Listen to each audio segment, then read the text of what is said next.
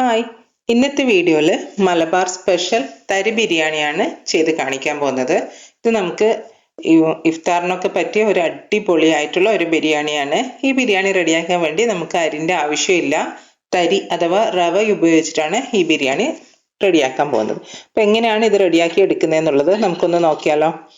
അതിന് വേണ്ടിയിട്ട് ഞാൻ ഒരു പാൻ അടുപ്പത്ത് വെച്ചിട്ടുണ്ട്. അതിലോട്ടേക്ക് 3 ടീസ്പൂണോളം പശുവിൻ നെയ്യ് ചേർത്ത് കൊടുക്കുന്നുണ്ട്. ഇതൊന്ന് മെൽറ്റായി വരുന്ന സമയത്ത് റവയാണ് എടുത്തിട്ടുള്ളത്. 7 കപ്പ് റവയാണ് ഞാനിപ്പം ചേർത്ത് കൊടുക്കുന്നത്. അതൊന്ന് പാനിലോട്ടേക്ക് ഇട്ടിട്ട് നമുക്കൊന്ന് നല്ല പോലെ ഒന്ന് വറുത്തെടുക്കാം. ഒരു 4-5 മിനിറ്റ് മീഡിയം ഫ്ലെയിമിലിട്ടിട്ട് ഈ റവൻ്റെ ആ ഒരു പച്ച ടേസ്റ്റ് മാറുന്നത് വരെ നമുക്കൊന്ന് വറുത്തെടുക്കാം. ഇപ്പോൾ റവ നല്ലപോലെ വറുത്തെടുത്തിട്ടുണ്ട്. ഇത് നമുക്ക് തണുക്കാൻ വേണ്ടിയിട്ട് മാറ്റി വെക്കാം. ആ സമയത്ത് നമുക്ക് ഇതേ സെയിം പാനിൽ തന്നെ കുറച്ച് വെളിച്ചെണ്ണ ഒഴിച്ചു കൊടുക്കുന്നുണ്ട്. അതിലോട്ടേക്ക് 400 ഗ്രാം ചിക്കൻ്റെ ബോൺലെസ് പീസ് ചേർത്ത് കൊടുക്കുന്നുണ്ട്.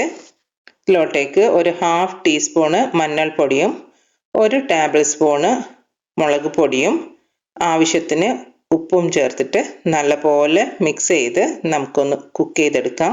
ഇതിലോട്ടേക്ക് ഞാൻ 1 ടീസ്പൂണ് ജിഞ്ചർ ഗാർലിക് പേസ്റ്റും കൂടി ചേർത്ത് കൊടുക്കുന്നുണ്ട്.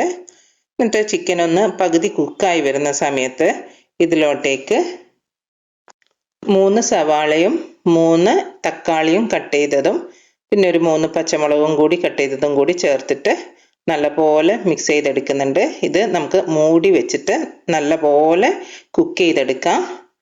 ഒരു 5 മിനിറ്റ് നേരം മൂടി വെച്ചിട്ടുണ്ട്. ഇപ്പം നല്ലതുപോലെ കുക്കായിട്ട് വന്നിട്ടുണ്ട്. ഇനി ഇതിലോട്ടേക്ക് 2 ടേബിൾ സ്പൂണോളം ഞാൻ കാശ്മീരി മുളക് പൊടി ചേർത്ത് കൊടുക്കുന്നുണ്ട്.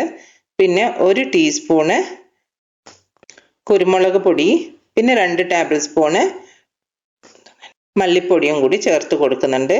ഇനി ഇത് നല്ലപോലെ ഒന്ന് മിക്സ് ചെയ്തിട്ട് നമ്മുടെ മസാലയുടെ പച്ചച്ചുവയൊക്കെ മാറ്റിയെടുക്കണം.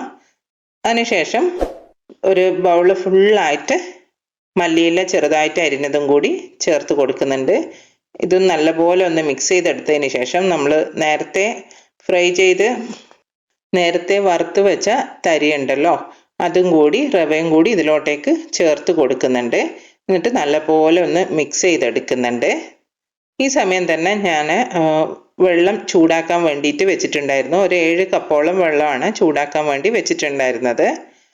ആ തിളച്ച വെള്ളത്തിൽ നിന്ന് പകുതി 3 കപ്പോളം ഞാൻ ഒഴിച്ചു കൊടുക്കുന്നുണ്ട്. എന്നിട്ട് നല്ലപോലെ ഒന്ന് മിക്സ് ചെയ്തെടുക്കുന്നുണ്ട്.